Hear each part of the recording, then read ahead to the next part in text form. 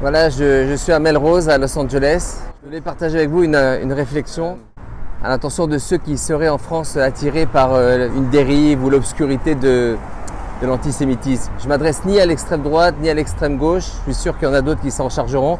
J'aimerais m'adresser à certains membres de la communauté noire dont je suis proche professionnellement, artistiquement, mais aussi humainement. Je suis un juif franco-américain. Je suis né et j'ai grandi en France. Et je vis depuis plusieurs années aux États-Unis, aux États plutôt même désunis en ce moment. Et ce message, il est pas du tout une sorte de clash à la Booba venant d'outre-Atlantique. Au contraire, c'est plutôt positif. Quand on se balade ici aux États-Unis, on voit de nombreuses pancartes Black Owned Business, commerce appartenant à un noir, affichées sur les vitrines. Alors ces pancartes, elles ont pour but, d'une part, d'éviter, il faut le dire, le pillage pendant les émeutes. Si c'est un Black Owned Business, on passe son chemin. Mais aussi le but de ces pancartes, c'est d'inciter à soulever la solidarité pour le mouvement Black Lives Matter. Alors sans rentrer dans le détail, ce n'est pas le but de cette vidéo. On assiste à une vague de soutien à la population noire dans un pays qui a besoin de régler ses comptes avec l'histoire. Alors certains pensaient que l'élection de Barack Obama allait suffire à panser les plaies du passé et changer en profondeur le statut des Noirs. Ils se sont trompés. Les débordements, les pillages, la violence, c'est inacceptable, mais en même temps, l'Amérique, elle ne peut pas s'étonner du ras-le-bol de cette communauté. Alors espérons que les États désunis deviennent rapidement les États vraiment unis. Pour revenir à Black Owned Business, commerce appartenant à un Noir, c'est protection, solidarité, soutien. C'est le but de ces pancartes. Imaginez maintenant l'inscription juif inscrite sur un commerce.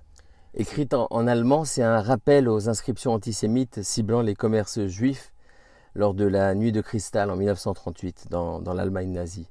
D'un côté, les Noirs affichent leur couleur comme un appel au respect, à la protection, à la solidarité et au soutien, et c'est compréhensible. Et de l'autre, le juif subit un tag qui le pointe du doigt et qui appelle à la haine. Pourquoi je fais cette comparaison qui nous est difficile de ne pas faire? Vous allez être très surpris. Parce que je réalise en la faisant que là est notre erreur. Opposer nos souffrances, c'est finalement ce qui nous divise. Il vaudrait mieux rappeler une histoire faite d'alliances, de combats partagés, de causes communes, comme celle par exemple ici aux États-Unis de ces Juifs qui se sont engagés à vos côtés dans la lutte contre la ségrégation et pour les droits civiques. Il vaudrait mieux fermer la porte à ceux qui cherchent à nous opposer. Les jeunes aujourd'hui continuent d'identifier le juif au capital et ils ne stigmatisent pas le juif en tant que juif, mais en tant que réussite sociale. Vous allez être surpris, encore une fois.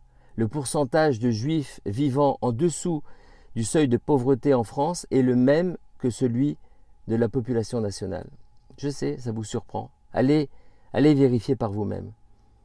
Mais c'est vrai que, en général, ceux qui réussissent font beaucoup plus de bruit que ceux qui sont en difficulté. Apprenons à tendre la main plutôt que le poing.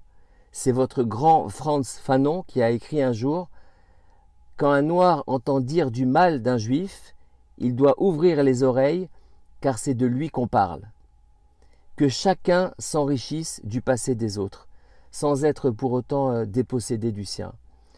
Pour terminer, j'ai une petite question. Qui a dit, selon vous, l'antisémitisme, la haine envers le peuple juif a été et reste une tache sur l'âme de l'humanité? Dr Martin Luther King.